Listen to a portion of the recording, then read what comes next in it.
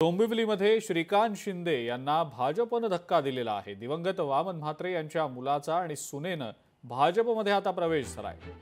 शिवसेना युवा नेते अनमोल वामन म्हात्रे यांनी भाजपात प्रवेश केलाय, तर अश्विनी अनमोल म्हात्रे यांनी सुद्धा भाजपात प्रवेश केलेला आहे।